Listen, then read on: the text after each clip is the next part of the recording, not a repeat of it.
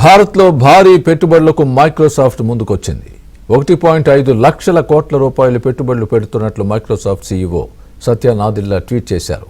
ఏషియాలో ఇదే మైక్రోసాఫ్ట్ అతిపెద్ద పెట్టుబడిగా తెలుస్తోంది. ఈ సందర్భంగా ప్రధాని మోదీని కలిసిన ఫోటోను సత్య నాదెళ్ల షేర్ చేశారు. భారత్లో ఏఐ రంగానికి అవసరమైన మౌలిక సదుపాయాలు, నైపుణ్యాల కల్పనకు నిధులు వినియోగిస్తామంటూ ట్వీట్ చేశారు.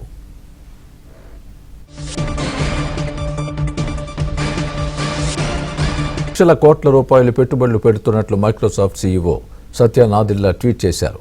ఏషియాలో ఇదే మైక్రోసాఫ్ట్ అతిపెద్ద పెట్టుబడిగా తెలుస్తోంది. ఈ సందర్భంగా ప్రధాని మోదీని కలిసిన ఫోటోను సత్య నాదెళ్ల షేర్ చేశారు.